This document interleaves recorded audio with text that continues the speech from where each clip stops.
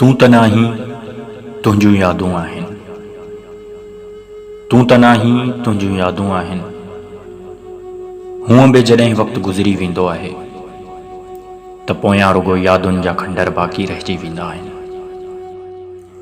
कॾहिं कॾहिं संसार ख्वाबनि जा मुक़बरा उन अधूरे इश्क जी कहाणी यादि ॾियारींदा आहिनि, जेको इश्क कॾहिं कॾहिं ज़माने जी ख़ारदार राहुनि तां हलंदो आहे। कॾहिं कंहिं बांवरे बादल जो टहक बणिजी नीरे अंबर ते नचंदो आहे।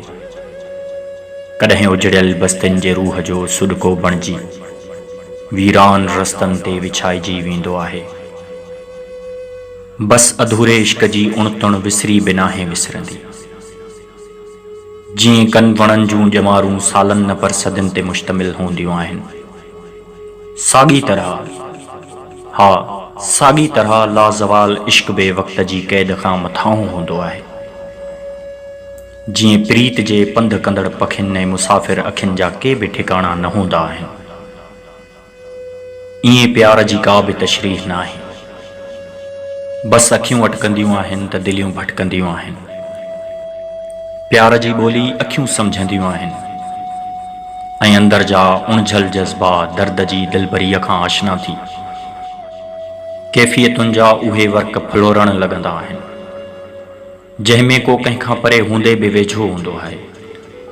समुंडनि में लुड़ नाहिनि थींदा, जबलनि खे कलर न लॻंदो आहे, सितारनि खे सलहाड़ ॾेई न सघिबा आहिनि ऐं चंड ते दज़ बि नाहे चढ़ंदी।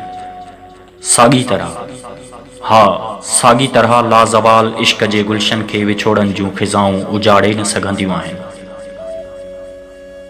केरु थो चवे त प्यार पोढ़ा थी पवंदा आहिनि। केरु थो चवे त जुदाई में जाॻंदड़ अखियुनि खे निंड अची वेंदी आहे ऐं केरु थो चवे त वक़्त जो बुहारो यादगीरियुनि जूं तस्वीरूं बि बुहारे वेंदो आहे।